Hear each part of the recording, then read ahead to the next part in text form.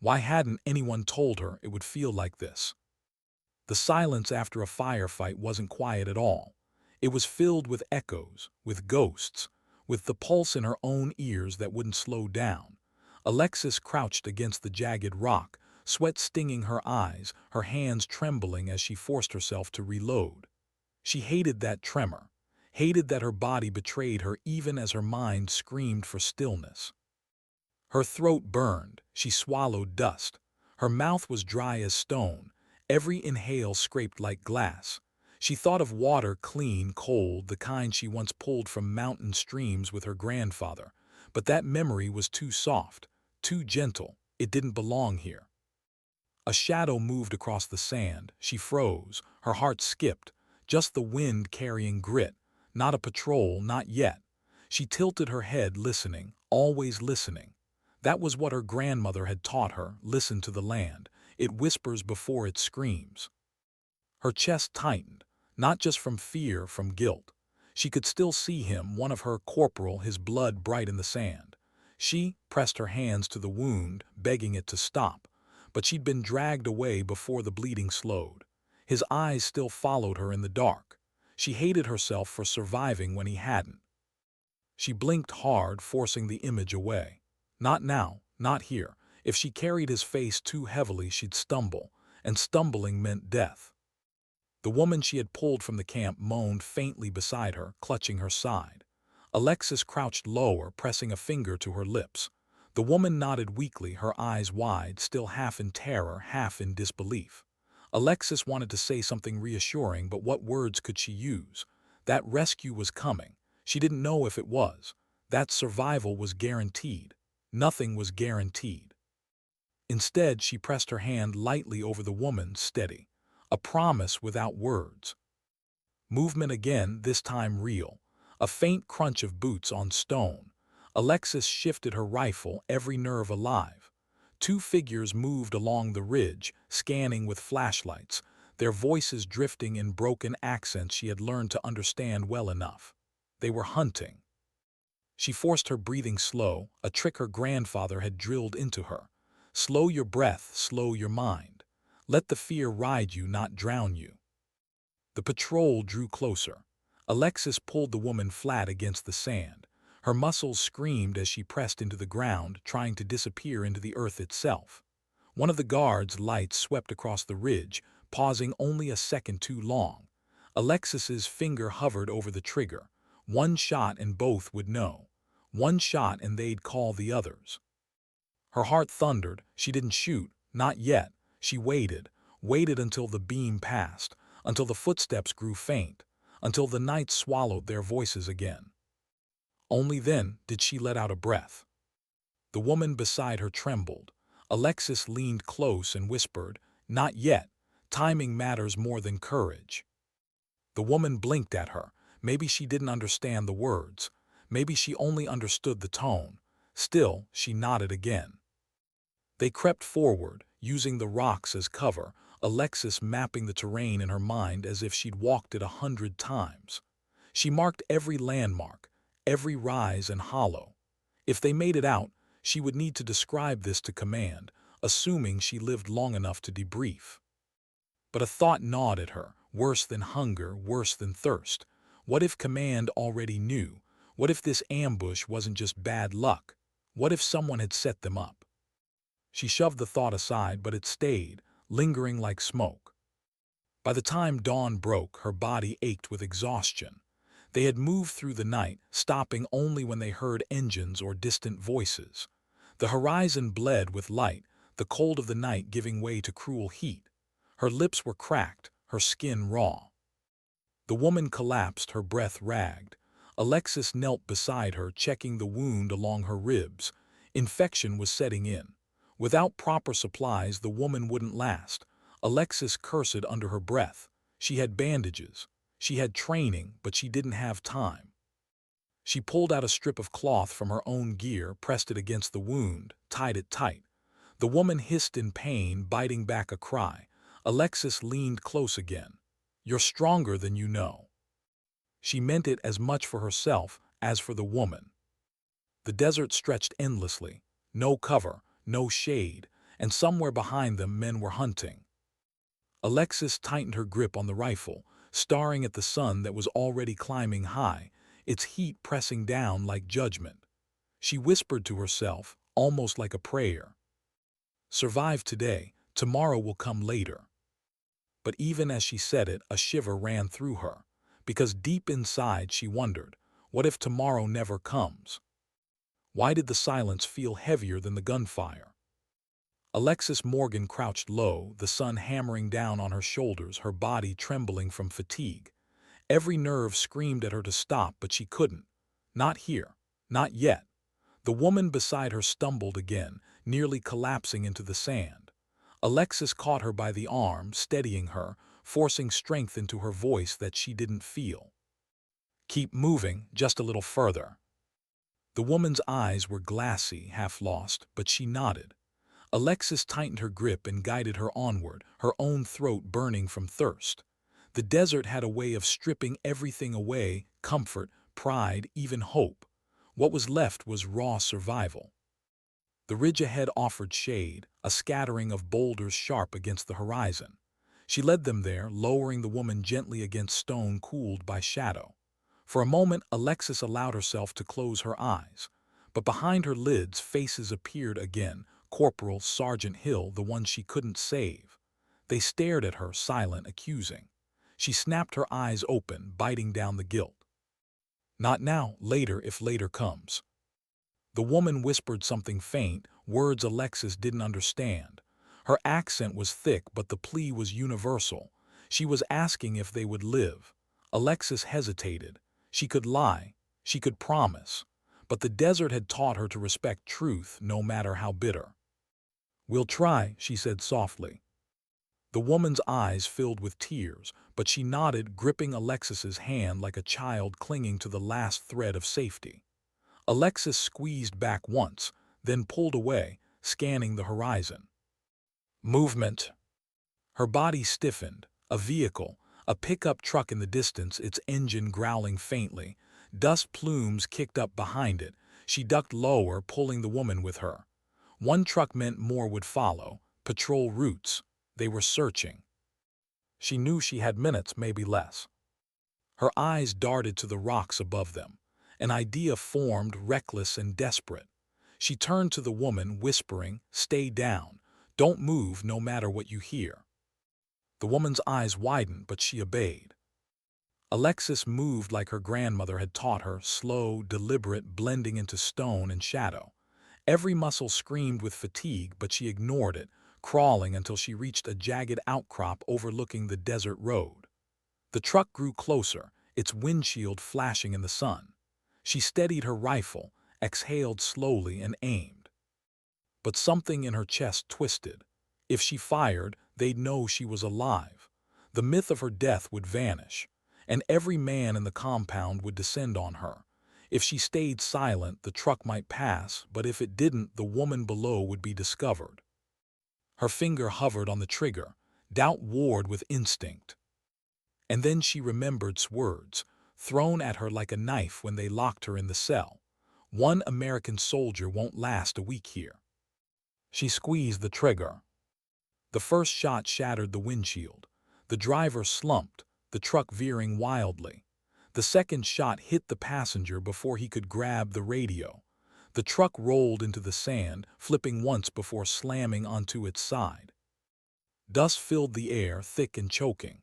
Alexis ducked back, heart hammering. She crawled quickly to the wreck, checking the wreckage for weapons, radios, supplies. The driver was dead, the passenger barely breathing. He reached weakly for his weapon. Alexis hesitated for only a breath before driving her knife down, swift and silent. She searched the truck, finding 2 canteens of water, a map, and most importantly, a functional radio. Her chest tightened with both relief and dread. A lifeline, and a death sentence if used wrong. She carried the canteens back to the woman, lifting her head gently to pour water against her cracked lips. The woman coughed, then drank greedily, tears streaking the dust on her face. Alexis took a sip herself, savoring the sting of life in her throat. But the radio weighed heavy in her pack, too heavy. If she used it, she risked exposing herself. If she didn't, she risked dying nameless in the desert. She stared at it, the hum of static like a whisper in her ears. Her hand hovered over the switch. Not yet. She looked at the woman who was already drifting into restless sleep. Alexis turned her gaze back to the horizon, scanning for the next threat. She couldn't afford mistakes. Not now. Not when the enemy still believed she was broken. Because broken was exactly what they expected. And that was her greatest weapon. Why was the night darker than before, even under the same stars? Alexis couldn't shake the feeling. The desert had moods, and tonight it felt hostile, like the land itself wanted her gone. She adjusted the strap of her rifle, her body aching from carrying both her gear and the weight of the woman she had saved. The injured woman leaned heavily against her, steps faltering, but Alexis refused to let go. They had left the wrecked truck miles behind, its twisted metal still burning in her mind. Sooner or later, men would find it. They would know. They would understand that the ghost haunting their compound wasn't a rumor anymore. She was alive, moving and killing again. Alexis glanced at the horizon. No lights, no roads, just endless ridges of stone and sand. The silence pressed on her, but beneath it she caught faint rhythms distant engines carried on the wind. The hunt was tightening. Her chest clenched. She thought of her grandfather's words, whispered during those cold training nights in the Blue Ridge Mountains. The moment you feel hunted, become the hunter. Don't wait for them to strike. Make them fear you first. But fear was already inside her. It gnawed at her bones, made her doubt every step.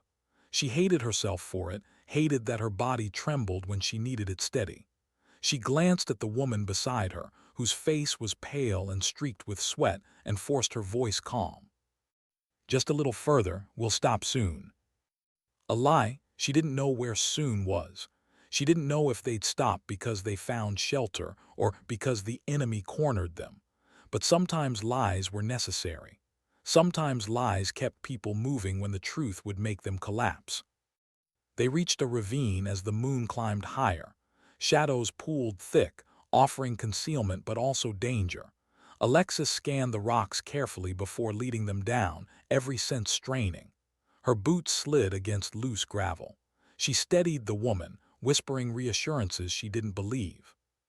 Halfway down, a sound froze her blood, a metallic click. She yanked the woman flat against the ground, pressing her into the dirt, her own body shielding her.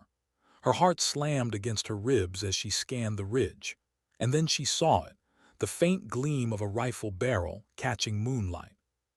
An ambush. Her breath caught in her throat. Her hands moved on instinct, gripping her rifle, sighting along the ridge. She couldn't see the shooter's face, just the shimmer of movement. The shot rang out, stone exploding inches from her head. The woman screamed, muffled quickly by Alexis's hand. Her mind raced. One shooter, maybe two. If more, they'd already be dead. She rolled to the side, scanning for a better angle. Another shot cracked, sparking off stone. Dust blinded her eyes. She forced herself still, waited, listened. A whisper of movement above, footsteps shifting, a shadow peeling away from rock. She exhaled slowly, squeezed the trigger. The figure collapsed, rolling down the ravine, his weapon clattering against stone. She stayed low, scanning for others. Silence. No return fire, just the rasp of her own breath, too loud in her ears. The woman clutched her arm, eyes wide. Alexis pressed a finger to her lips again. Then she crawled to the fallen fighter, checking quickly. Young, barely older than a boy, his eyes wide in frozen shock. Alexis felt bile rise in her throat. She wanted to look away, but she forced herself to search his body. Ammunition, a canteen, a half-broken radio.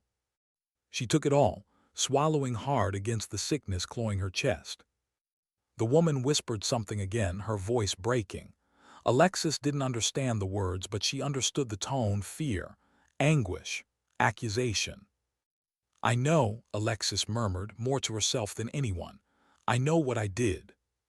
She dragged the body out of sight, covering it with loose stones. a gesture of respect. Small, useless, but something. Then she pulled the woman to her feet again, guiding her deeper into the ravine. Her mind wouldn't let go of the boy's face. She could kill when she had to, she always had. But this felt different, too close, too raw. She remembered his hesitation, the fraction of a second when he hadn't pulled the trigger. Maybe he had doubts too. Maybe he was just like her, caught between orders and conscience. The thought cut her deeper than the ambush. Because if he was like her, then what did that make her? Her grandfather had warned her. The line between hunter and hunted is thinner than you think. Cross it too often, and you won't remember which side you belong to. Alexis clenched her jaw, forcing the thought away. She couldn't afford weakness. Not here, not now. The ravine twisted deeper into the earth, shadows thickening. She led them forward, every step echoing with ghosts. Above them, the stars glittered cold, indifferent. And somewhere in the distance, she knew was waiting. Why did silence sometimes feel louder than gunfire? The ravine swallowed sound, yet Alexis could hear everything: her heartbeat, the scrape of boots on stone, the rasp of the injured woman's breathing. Each noise felt amplified, like the earth itself was listening. She pressed her palm to the cool rock wall, grounding herself, forcing her own breaths to slow. She couldn't shake the boy's face, the one she'd shot on the ridge. Young, eyes wide, fear as human as her own.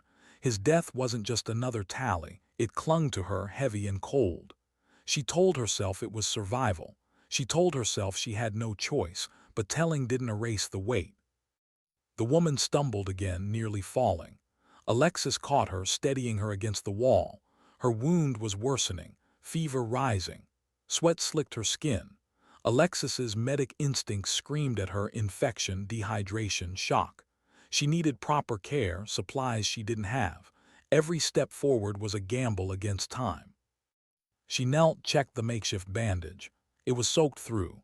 She tore another strip from her shirt, pressed it tight, whispered, "Stay with me, just stay with me." The woman's eyes fluttered.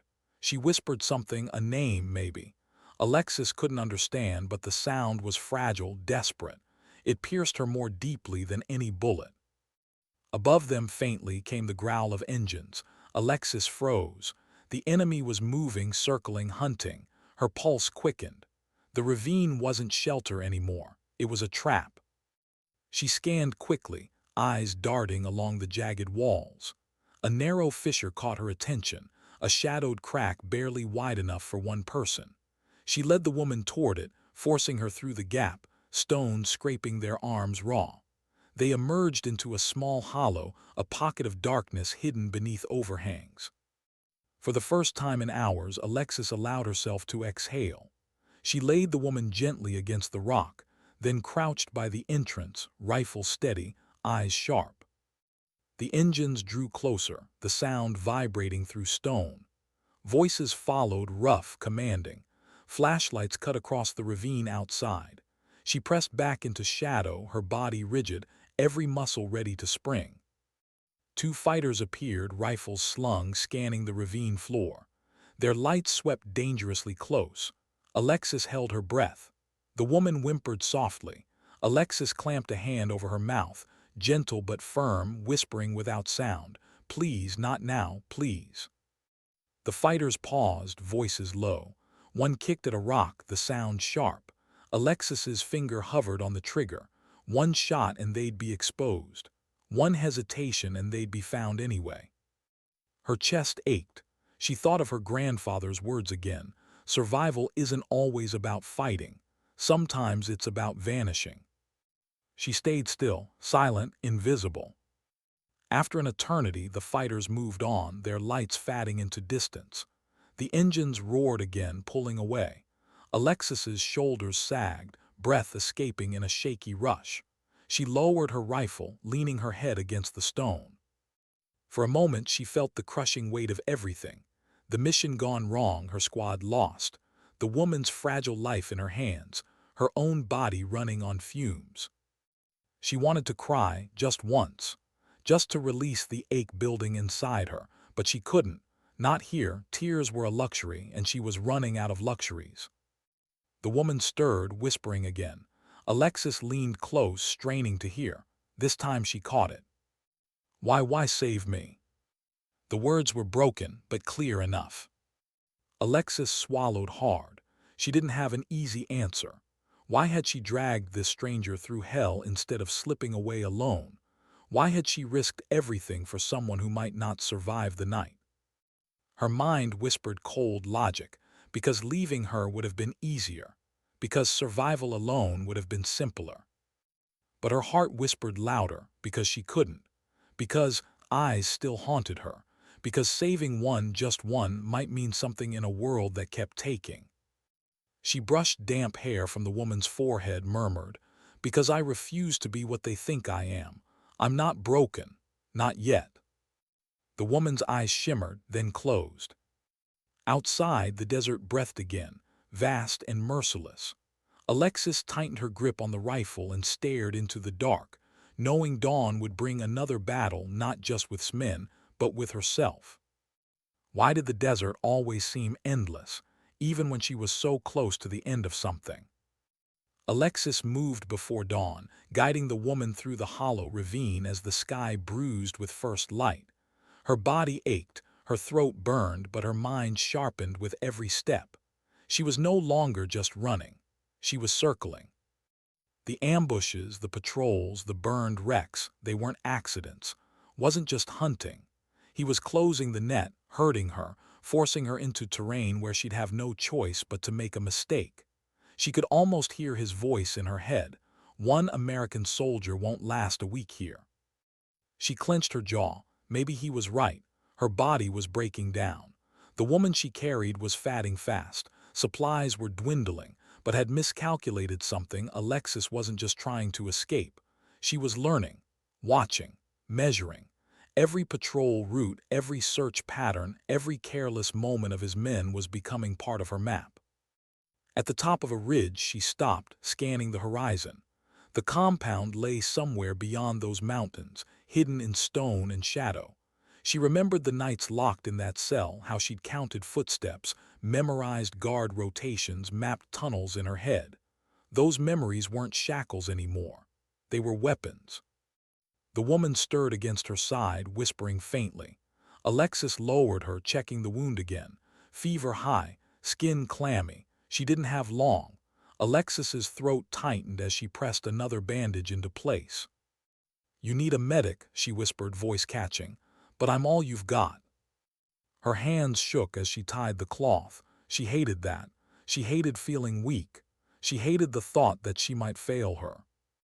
A sound broke the stillness, distant, sharp. A crack of gunfire. Alexis stiffened, pulling the woman lower into cover. Another shot followed. Not close. Far enough to be someone else's fight, but close enough to remind her that death was never far behind. Her chest tightened. She thought of again. She thought of the boy she'd killed.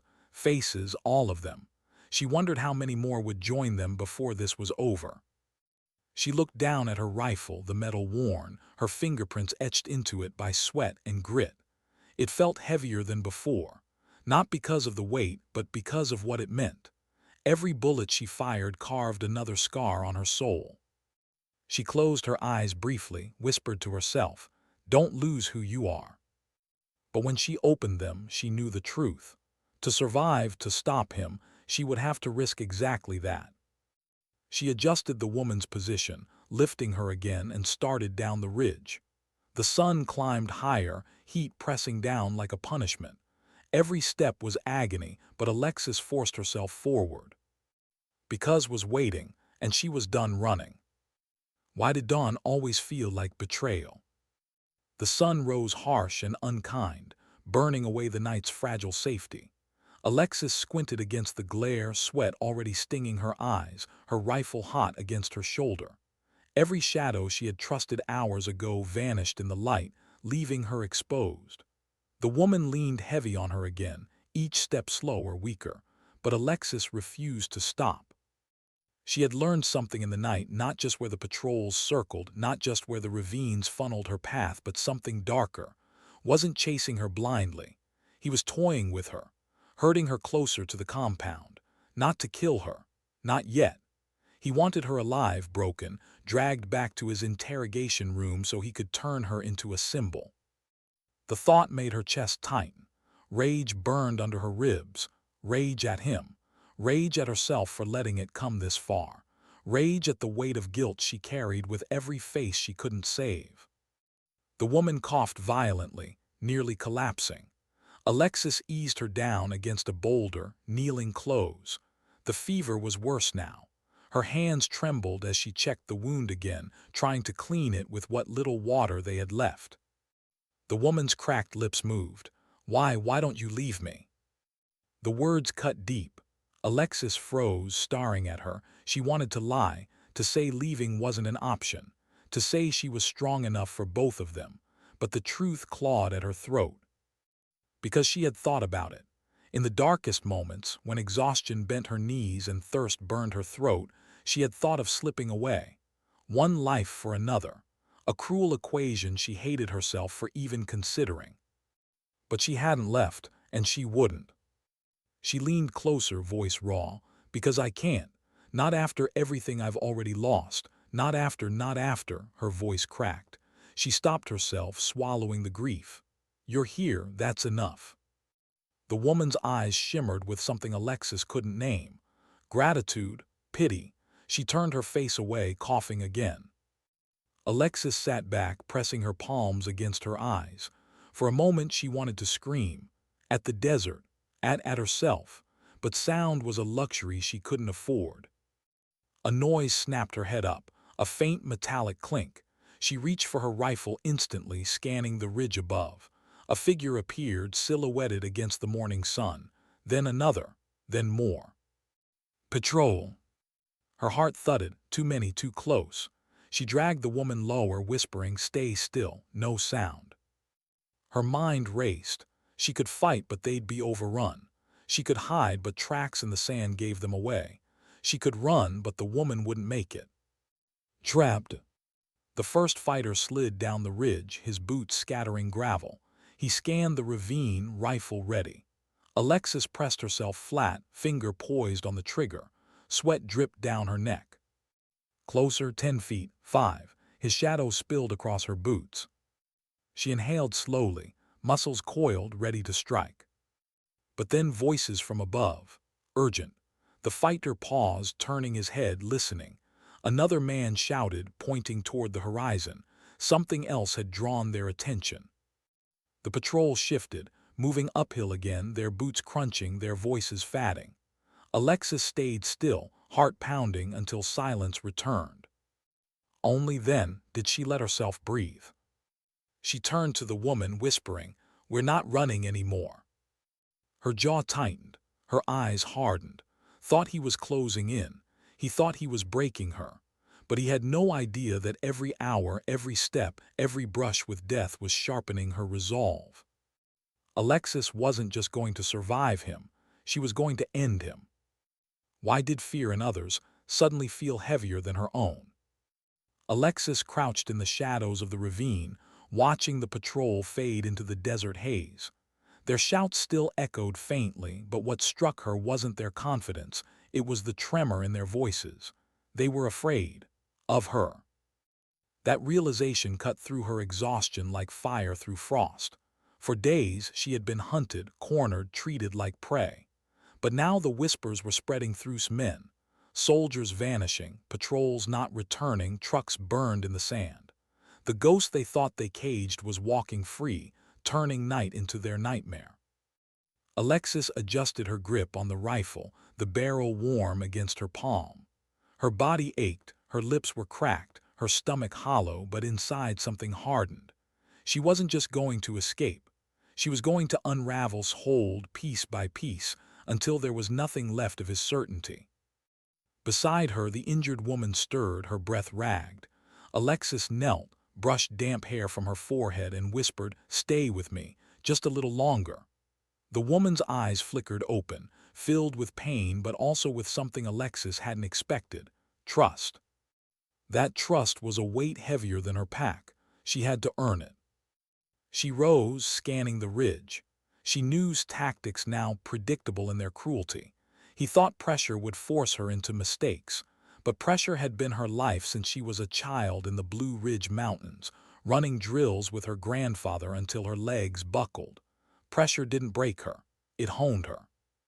Her eyes caught movement, a supply convoy, 2 trucks grinding across the desert trail.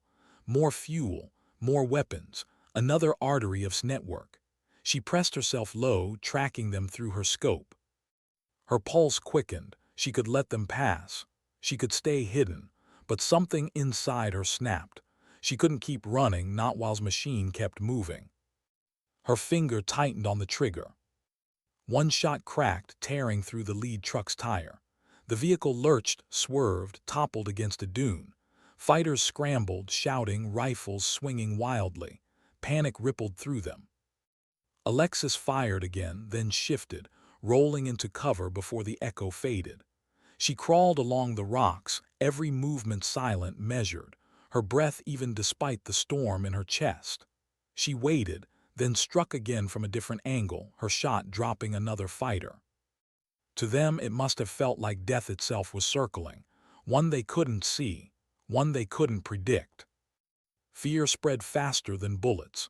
Within minutes, the convoy dissolved into chaos, men firing blindly into empty sand, shouts cracking into screams, their lines collapsing under pressure they couldn't name. Alexis stayed low, counting breaths, her rifle steady. And then silence again. Smoke curled from the overturned truck, bodies strewn in the sand. The survivors fled, engines roaring as the second vehicle tore away, abandoning their dead. Her chest rose and fell in sharp rhythm. She should have felt triumph. Instead, she felt the familiar sting of guilt. Another face, another body, another life added to the ledger she carried.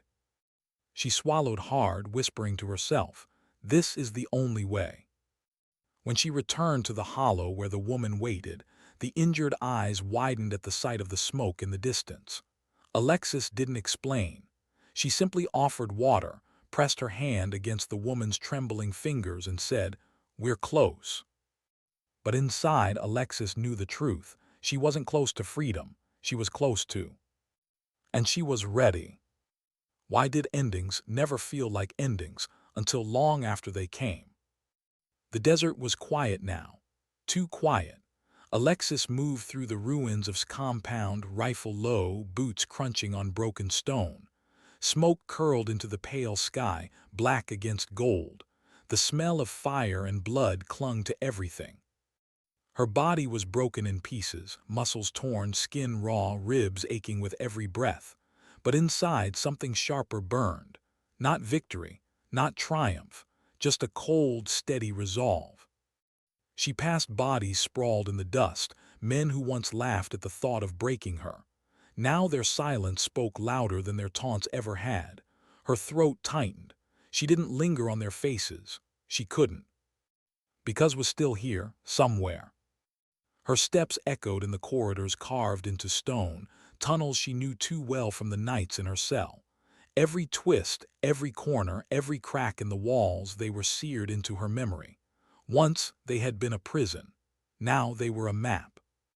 A voice drifted faintly from the command room, low, urgent. Her pulse quickened, but her hands were steady. She pressed against the wall, inching forward, every breath controlled. She remembered her grandfather's words, "The enemy will always underestimate silence. Use it." She slid into the room. Stood over a table, maps and radios scattered, his back half turned. He was older than she'd remembered in the shadows of her captivity, but his presence was sharp, dangerous. He turned slowly, eyes narrowing when he saw her. "So," he said, voice calm, almost amused, "the ghost returns." Alexis leveled her rifle. Her arms ached, but her voice was steady. "This ends now." He studied her, lips curling into a thin smile. "You could have run, you could have lived, but you chose this. Why?" The question hit harder than his words deserved. Why? She thought of the boy on the ridge. She thought of the woman still breathing because she hadn't walked away. She thought of every scar carved into her heart. "Because I won't let you take one more life," she said softly. For a moment, silence stretched between them, the kind of silence that carried every ghost, every loss, every unspoken truth, then reached slowly for the radio. Her finger tightened, one shot clean final. Collapsed against the table, blood streaking the maps. His hand twitched once, then stilled. The radios crackled uselessly. Alexis lowered her rifle, her breath ragged, her knees nearly buckling. She stood in the smoke-filled silence, staring at the man who thought he could break her. But she wasn't unbroken. She was shattered in places, stitched together by sheer will. Survival hadn't made her stronger. It had made her honest with herself, with the ghosts she carried, with the life she still had to protect. 3 days later, when the helicopter touched down in the ruins, the rescue team found her waiting. Not triumphant, not smiling, just standing, steady, rifle slung, the woman she had saved resting against her side. The pilot stared at her, disbelief in his eyes. "We came to rescue one medic," he muttered. "Instead, we found a soldier who destroyed a warlord." Alexis didn't answer. Words felt hollow. She simply climbed aboard, her gaze fixed on the horizon. In the debrief weeks later, officers would call it unprecedented. A miracle, a story for textbooks, but Alexis knew better. She knew it hadn't been glory that carried her.